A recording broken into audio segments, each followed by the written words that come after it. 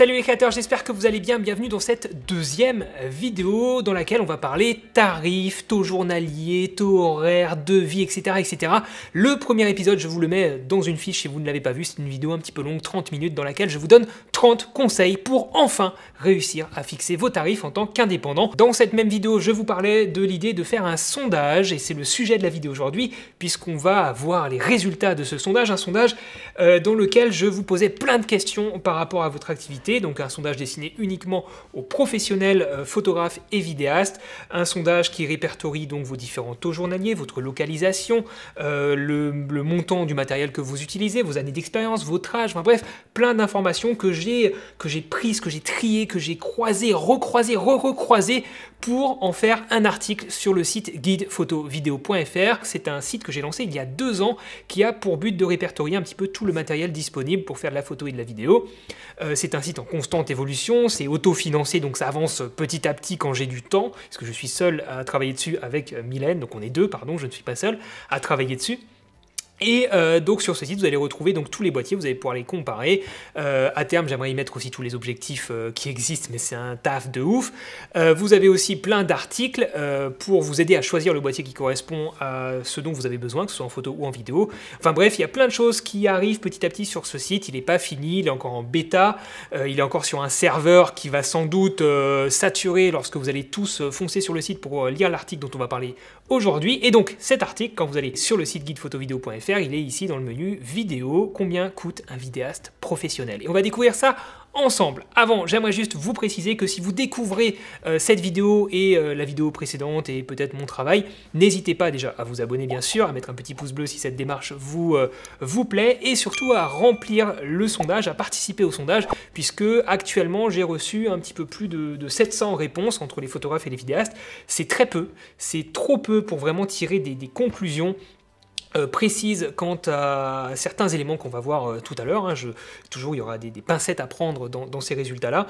Et puis, dans ces 700 réponses, il y a un peu moins de 500 vidéastes et un peu plus de 200 photographes. Donc pour les photographes, pour l'instant, j'ai pas fait d'article parce que seulement 250 réponses, c'est pas suffisant selon moi pour voilà, faire partager des valeurs un petit peu objectives, alors que pour les vidéastes, donc avec à peu près 500 réponses, c'est un petit peu plus objectif. Mais c'est pas encore suffisant, donc on va prendre des pincettes aujourd'hui. Et donc sur cet article, bon, je vous laisserai lire l'introduction, mais il y a un avertissement très important. Je ne suis pas un institut de sondage, je ne suis pas habilité pour faire des sondages nationaux, c'est juste un sondage fait auprès de ma communauté. Ça n'a pas vocation à définir combien devrait ou doit coûter un vidéaste professionnel, combien vous devez vous vendre précisément, c'est juste un guide, une aide pour vous aider donc à y voir plus clair, pour définir vos tarifs par rapport peut-être à ce qui se fait, mais vous êtes tout à fait libre de mettre un tarif plus bas, un tarif plus élevé, vous faites ce que vous voulez. Je ne suis personne pour vous dire à combien vous devez vendre votre journée, votre heure.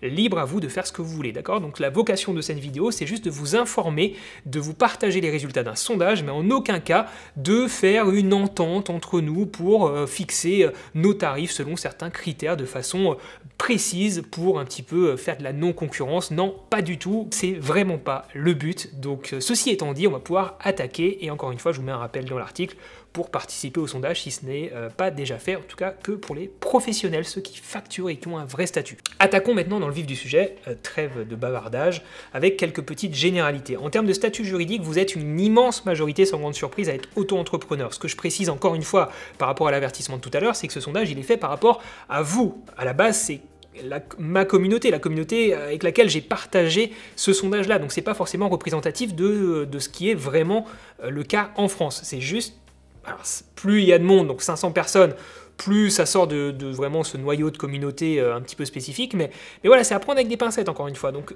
au sein de ma communauté, au sein des personnes qui ont participé à ce sondage, il y a plus des 3/4 qui sont auto-entrepreneurs, donc c'est une immense majorité. C'est toujours le statut qui est privilégié pour lancer ce type d'activité, puisque c'est quand même facile à mettre en place, et c'est de plus en plus facile aussi de faire grossir son chiffre d'affaires en tant qu'auto-entrepreneur. On en parlera un petit peu tout à l'heure. J'avance vite sur les premiers graphes, parce qu'ils ne sont pas ultra intéressants, enfin, c'est pas les plus intéressants.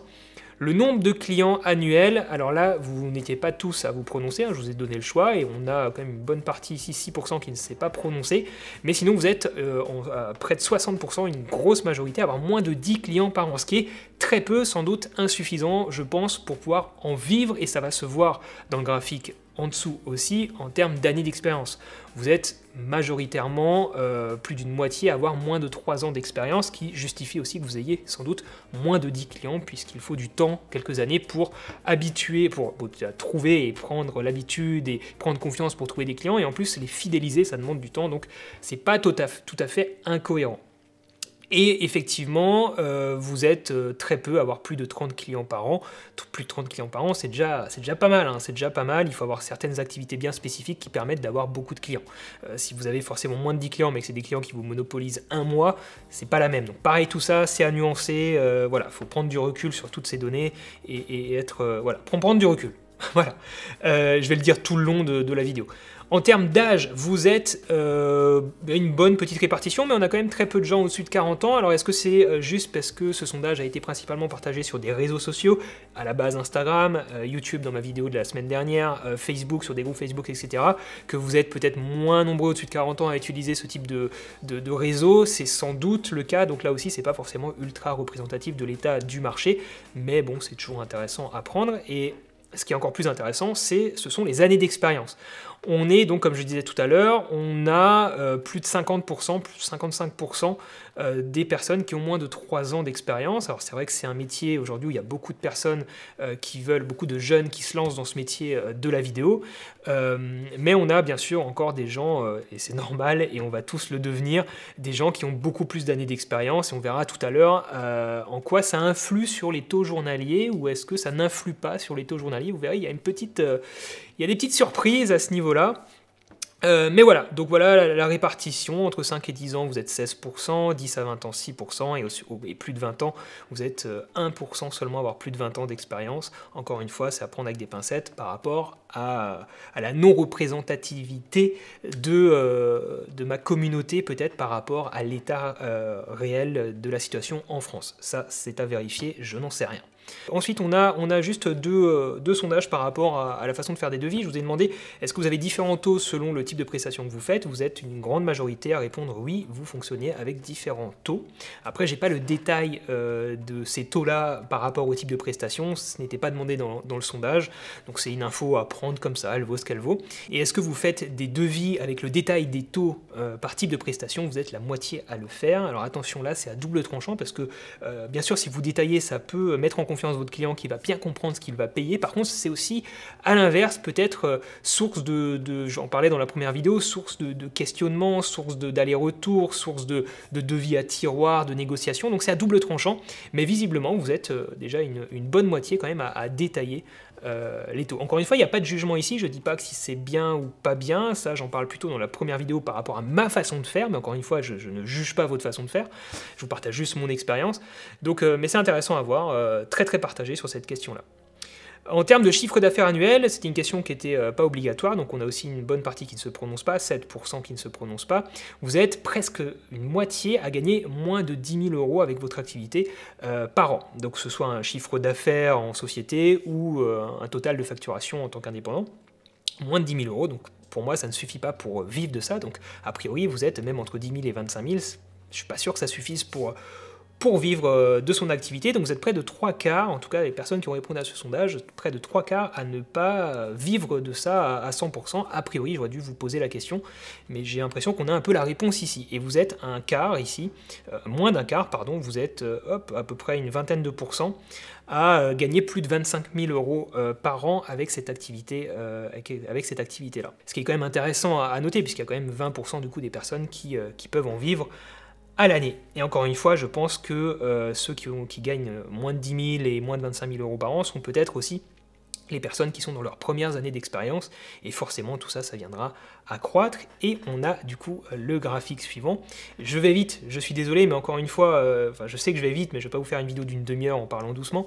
Vous avez toutes ces infos-là qui sont disponibles sur l'article, sur le site, dès maintenant. Je vous mets le lien dans la description forcément, donc allez jeter un coup d'œil, et vous pouvez lire tout ce que j'ai écrit au calme, tranquillement, pour pour revoir ça. En termes du coup de chiffre d'affaires par rapport à votre expérience, très intéressant ici de noter qu'avec moins d'1 an d'expérience, forcément, vous êtes, alors c'est quand même énorme, 96% à gagner moins de 10 000 euros avec votre activité de vidéaste, ce qui n'est pas si étonnant que ça au final, puisque la première année, on démarre, faire 10 000 euros la première année, c'est quand même déjà très bien. Donc là, effectivement, 96% font moins de 10 000 euros. Et bien sûr, avec moins d'1 an d'expérience, personne ici, dans le sondage, n'a dépassé les 50 000 euros de chiffre d'affaires. Par contre, la deuxième année, enfin entre 1 an et 3 ans d'expérience, vous êtes quand même encore 70%, près de 70% à déclarer gagner moins de 10 000 euros avec votre activité. C'est quand même encore, ce qui est quand même encore beaucoup. Et ça m'a un peu interpellé, puisque ça voudrait dire que si vous souhaitez vous lancer en tant qu'indépendant, attention, je ne veux pas tirer de conclusion hâtive, mais visiblement les chiffres nous disent ça, c'est que si vous voulez vous lancer en tant qu'indépendant et en vivre, après 1 an d'expérience, 2 ans, 3 ans d'expérience, vous n'êtes pas sûr de pouvoir dégager plus de 10 000 ou 25 000 euros. Donc c'est un processus long de devenir vidéaste indépendant, visiblement. Ou alors vous n'avez pas tous vocation à en faire un métier à 100%, ça je n'ai pas l'info du coup dans ce sondage. Est-ce que les gens étaient vraiment intéressés pour gagner plus d'argent ou pas? Ça c'est vraiment un gros point d'interrogation, donc encore une fois à prendre avec des pincettes. Mais on remarquera qu'après, entre 1 et 3 ans d'expérience, vous êtes en gros 10% à déclarer gagner plus de 25 000 euros. Donc ça vous donne un petit peu un ordre d'idée, une personne sur 10 après 1 à 3 ans d'expérience va réussir à gagner plus de 25 000 euros. À voir si ceux qui gagnent moins, du coup, comme je disais tout à l'heure, ne cherchaient peut-être pas à gagner plus. Donc ça, c'est vraiment à vérifier. C'est juste des infos un petit peu brutes. Et après, effectivement, de 3 à 5 ans d'expérience, on a un basculement du coup de cette tendance où on a 40% des gens qui vont gagner entre 10 000 et 25 000 euros, 15% au-dessus de entre 25 et 50, etc., etc. Forcément, plus on monte dans le chiffre d'affaires, moins il y a de personnes, c'est plutôt normal. Idem pour 5 à 10 ans, cette fois-ci, la tranche majoritaire, c'est entre 25 et 50 000 euros. Donc ça vous donne un petit aperçu un petit peu de l'évolution à travers les années, de la stabilisation peut-être de la clientèle, de son discours commercial, etc., etc., du bouche à oreille, de plein de paramètres qui font que petit à petit, vous allez gagner plus. Et effectivement, plus de 10 ans d'expérience, on a une majorité là aussi qui gagne entre 25 et 50 000 euros par an. On arrive, mesdames et messieurs, au détail des taux horaires et journaliers, la partie, je pense, qui vous intéresse le plus. Petite notion importante ici, est entendue comme journée, une journée de travail du point de vue du prestataire et non pas du point de vue du client. Par exemple, une journée de mariage que vous allez facturer 2000, bon, allez, on va prendre 2000, c'est plus simple, 2000 euros, bah, ça représente 2000 euros la journée, entre guillemets, pour votre client, vous le savez très bien, en tant que photographe et vidéaste. Par contre, et c'est souvent source de questionnement, par contre, c'est bien parce que vous comptez plusieurs journées de travail pour vous, c'est-à-dire que vous avez de la pré-production, vous avez la journée de tournage, ensuite vous avez du montage, etc. Admettons que vous ayez en gros 4 jours au total de travail pour cette prestation, bah, c'est 2000 euros la journée pour le client, mais c'est 2000 euros divisé par 4, donc 500 euros par journée, en tant que prestataire, donc pour vous, enfin, dans votre tête, c'est ça. Et c'est bien ces 500 euros-là qui comptent et non pas les 2000 euros clients, forcément, parce que sinon on arrive dans des tarifs journaliers qui sont un peu exorbitants. Donc ça, c'est un petit peu toute la difficulté, forcément, dans le sondage, enfin, pour répondre au sondage, c'est d'essayer de bien savoir, pour ceux qui ont l'habitude de facturer des prestations, par exemple, dans le mariage, avec 1000, 2000, 3000, 4000, 5000, je sais pas combien euros la journée, c'est un petit peu de se remémorer combien je facture, en fait, la vraie journée, en fait. Donc, on va commencer par le taux horaire versus l'expérience des auto-entrepreneurs, je ne vais pas y arriver, des auto-entrepreneurs, voilà. On a forcément un taux qui est de plus en plus élevé selon l'expérience, avec quand même un gros delta, hein, j'ai vraiment vu un gros delta entre la moyenne basse et la moyenne haute. On a même des personnes qui vont être peut-être plus bas, hein, forcément c'est une moyenne basse et une moyenne haute, et des personnes donc, qui vont être encore plus haut donc, que la moyenne haute. Donc il n'y a pas... il y a on va dire une tendance qui se centralise autour de la des courbes vertes, hein, de la moyenne et de la médiane. Donc pour rappel, la médiane, ça veut dire que, par exemple, ici, entre 5 à 10 ans d'expérience, vous avez la moitié des gens qui ont répondu qui déclarent facturer plus de 50 euros de l'heure, et l'autre moitié qui déclare facturer moins de 50 euros de l'heure. Donc c'est ça la médiane, hein. Il y a une moitié au-dessus, une moitié en dessous, et puis la moyenne, forcément, c'est la moyenne. On va constater ici qu'il y a une petite stagnation entre 3 à 5 ans et 5 à 10 ans. Les tarifs restent à peu près stables et après ça repart un tout petit peu à la hausse. Alors il y a même une petite chute de la moyenne ici entre 5 à 10 ans. Ça reste à affiner hein, en fonction du nombre de personnes qui vont répondre au sondage. Mais en l'état actuel, il y a même voilà, un petit retour en arrière entre 5 et 10 ans d'expérience, une petite stagnation à ce niveau-là. En termes de... Alors je l'ai aussi comparé forcément les taux horaires versus l'expérience versus les statuts, puisque là on parlait d'auto-entrepreneurs. Là maintenant on va confondre les auto-entrepreneurs avec ceux qui sont en statut de société, donc SA ou entreprise individuelle aussi, assujettis à la TVA, au réel, etc., etc. Avec plus de charges, donc forcément, on voit clairement que les sociétés vont facturer plus cher leur heure de travail que les auto-entrepreneurs, ce qui est tout à fait normal. Je ne vais pas trop m'attarder là-dessus, puisque on va retrouver un petit peu ces tendances-là en dessous avec les taux journaliers. On a ici les taux journaliers donc, qui ont à peu près la même tendance que les taux horaires. Hein. On a une petite stagnation chez les auto-entrepreneurs ici, 3, 5 ans, 5, 10 ans, et on a même une rechute à plus de 10 ans d'expérience. Alors est-ce que ça veut dire que les gens qui ont plus de 10 ans d'expérience ont encore des habitudes d'une période où on facturait moins cher et que les nouvelles personnes qui arrivent sur le marché, qui ont 3 à 5 ans d'expérience, boostent un petit peu plus, enfin peut-être déjà achètent du matériel plus cher, sont plus équipés, c'est peut-être ça, hein. C'est peut-être pas juste booster ses tarifs pour booster ses tarifs, c'est juste avoir peut-être des investissements plus conséquents en matériel. On est tenté d'acheter plein de choses dans des boîtiers qui coûtent de plus en plus cher, quoique ça, je sais pas, c'est peut-être discutable, mais voilà, en tout cas, on notera que, encore une fois, ceux qui ont plus de 10 ans d'expérience, en moyenne, facturent moins cher que certaines personnes, enfin que la moyenne des personnes qui ont entre 5 et 10 ans d'expérience est très très proche de ceux qui ont entre 3 et 5 ans d'expérience aussi. Alors bien sûr, dans certains domaines, hein, je nuance ça encore une fois, on a une moyenne haute, une moyenne basse, mais dans certains domaines, j'ai retrouvé forcément aussi des facturations jour autour des 700, 1000 euros jour, et là on parle de vraiment la journée, par exemple dans le corporate, dans le clip, on a des tarifs comme ça qui peuvent être pratiqués parfois. Ensuite, on a donc la différence ici du taux journalier versus expérience versus statut, donc la même tendance que tout à l'heure, on a forcément un écart qui est vraiment flagrant entre ce que facturent les sociétés et ce que facturent les auto-entrepreneurs, encore une fois en raison sans aucun doute des différences de charges, et on a aussi une belle, alors là ça se voit bien, une stagnation, on en parlait tout à l'heure au niveau de l'auto-entrepreneur, là où les sociétés vont pouvoir dans le temps facturer vraiment beaucoup plus cher petit à petit, enfin de façon progressive, exponentielle, j'ai envie de dire, c'est pas tout à fait exponentiel, puisqu'une société ne va pas être limitée en chiffre d'affaires. Donc si votre envie, c'est vraiment d'investir toujours plus, d'embaucher, etc., etc., le statut d'auto-entrepreneur atteint ses limites assez rapidement, puisque vous n'allez pas pouvoir augmenter à la fois votre taux journalier et votre nombre de clients de façon infinie. Au bout d'un moment, vous allez atteindre le plafond de l'auto-entrepreneur, donc il est tout à fait normal que vous changiez de statut si c'est ce que vous avez envie de faire. Donc là, ça se voit bien au niveau des statistiques, au niveau des sociétés. On a ensuite, pour les auto-entrepreneurs, le taux journalier versus le domaine. Alors, il y a quelques petites différences, mais on se rend compte de façon assez logique, donc vous avez toujours la moyenne et la médiane, hein, on se rend compte de façon assez logique que forcément, tout ce qui est famille, couple, bébé, donc toutes les prestations qui s'adressent à des particuliers sont facturées en moyenne moins cher que ce qui s'adresse à des professionnels. Bien sûr, on a le mariage qui fait un petit peu exception, mais en tout cas, c'est pas très surprenant qu'en moyenne, on facture moins cher des prestations auprès de particuliers que des prestations auprès de sociétés qui ont plus de capital, enfin plus de moyens. En termes de taux journalier versus domaine versus statut, là aussi, donc on retrouve la moyenne des auto-entrepreneurs versus la moyenne des sociétés qui vont facturer à peu près, en général, peu importe les domaines, environ 30% plus cher qu'un auto-entrepreneur. Donc ça, c'est très intéressant à remarquer. C'est encore une fois normal en raison, enfin au vu des grosses différences de charges qu'il y a entre un statut auto-entrepreneur et un statut en société. Par contre, ça veut bien dire que l'auto-entrepreneur, on le savait déjà, mais là on l'a sous les yeux, est plus intéressant financièrement pour un client dans n'importe quel type de domaine.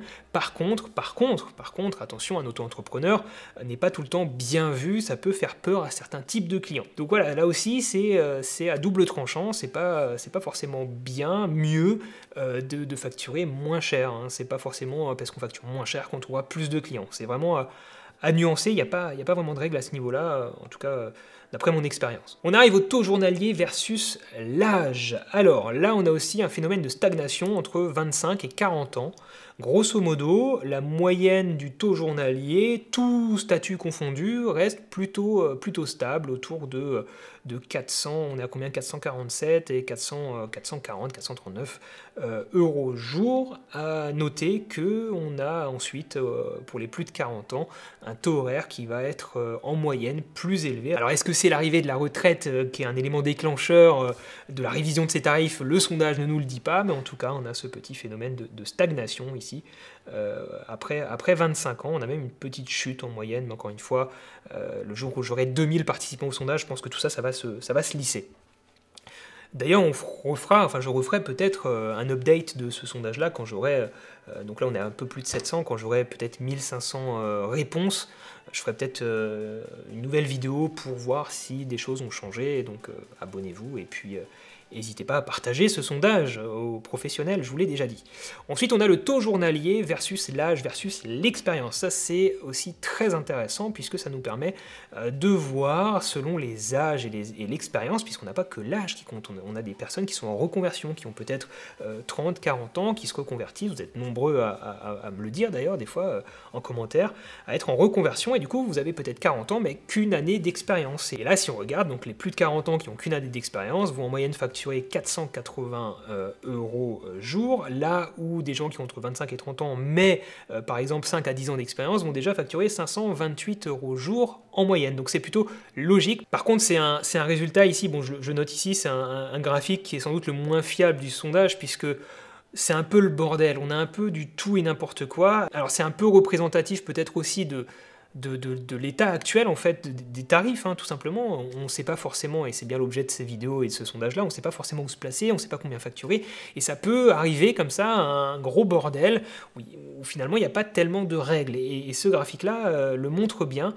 On a un peu du n'importe quoi. On a du 30-40 ans qui facture avec moins d'un an d'expérience qui facture 301 euros, là où par contre des 25-30 ans avec moins d'un euro d'expérience facturent en moyenne 407 euros. Alors est-ce que c'est justifié, pas justifié? Bref, il y a plein de paramètres, vous l'aurez compris, qui peuvent rentrer en compte, hein. Il y a aussi la valeur du matériel utilisé, on va en parler tout de suite, mais il y a plein de choses qui peuvent entrer en compte, donc c'est pas aussi évident que ça, mais on a quand même une tendance qui est inscrite ici dans ce graphique, qui est assez intéressante. Donc on a maintenant la valeur effectivement du matériel utilisé. Vous êtes 3/4 à utiliser moins de 10 000 euros de matériel, sachant que le matériel vidéo en général ça grimpe assez vite. Dès qu'on prend un boîtier récent avec une optique récente, on en a assez vite pour 5000 euros quand même, avec un gimbal en plus, avec un bon filtre ND, bref, après si vous rajoutez un slider, une grue, un drone, etc., on grimpe facilement tout de suite à 10 000 euros, mais vous êtes donc 3/4 à ne pas dépasser les 10 000 euros, en tout cas 3/4 des personnes qui ont été sondées. Et j'ai aussi remarqué que les personnes qui déclarent utiliser moins de 5000 euros de matériel sont en très grande majorité des auto-entrepreneurs, ce qui n'est pas forcément étonnant, puisque c'est encore une fois un statut qui va nous servir à débuter une activité avec peu de matériel. Par contre, dans les auto-entrepreneurs, il y a aussi des personnes qui déclarent utiliser plus de 30 000 euros de matériel. Donc c'est pas parce qu'on est auto-entrepreneur qu'on va forcément utiliser moins de 5 000. Par contre, dans les moins de 5 000, il y a beaucoup d'auto-entrepreneurs. On a ensuite le taux journalier versus la valeur du matériel utilisé. Et ça, c'est d'autant plus intéressant que ce qu'on vient de voir, puisqu'on a une énorme différence. Là, on a vraiment un graphique qui est grave exponentiel, puisque la moyenne explose avec la valeur du matériel utilisé, ce qui est plutôt logique, puisque plus on investit, plus on a besoin d'être rentable, enfin, plus on a besoin de rentabiliser son investissement. Donc pour plus de 30 000 euros de matériel, on a des taux journaliers en moyenne qui grimpent à plus de 700 euros jour. Entre 20 et 30 000, on est en moyenne à 650 euros jour, avec une médiane à 500. Donc c'est quand même assez conséquent, et ça vous permet peut-être de recroiser aussi ces informations avec ce qu'on a vu tout à l'heure, hein. On était plutôt dans des moyennes ici autour des 400 pour les auto-entrepreneurs selon les années d'expérience. Mais si on fait le parallèle ici et qu'on intègre cette notion de valeur du matériel utilisé, et que vous avez plus de 20 000 euros de matériel utilisé, et ben les moyennes peuvent grimper en fait. Donc c'est effectivement quelque chose que vous prenez en compte visiblement à juste titre, et de façon vraiment conséquente visiblement. On arrive ensuite au taux journalier versus la localisation. Alors le sondage ne vous demandait pas la ville dans laquelle vous habitiez. Au début je pensais vous demander si vous habitiez à moins de 10 ou 20 km d'une grande ville.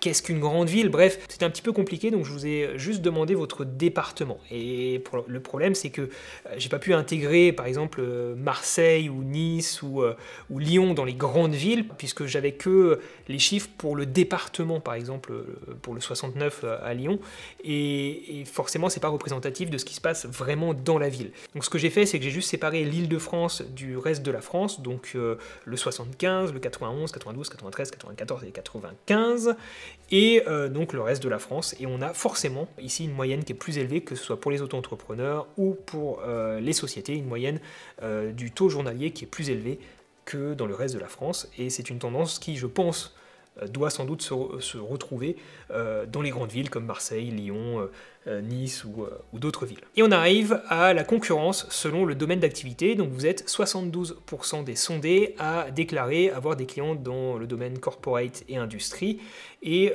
beaucoup moins par exemple dans le design d'intérieur, extérieur. Bien sûr, il y a d'autres domaines que j'ai mis dans autres, mais voilà un petit peu l'état actuel de la concurrence au sein des sondés. Donc en gros, si vous voulez ne pas avoir de concurrence, tapez dans la mode et le design d'intérieur. Mais encore une fois, ça peut totalement changer. Ce que je viens de dire peut être totalement faux.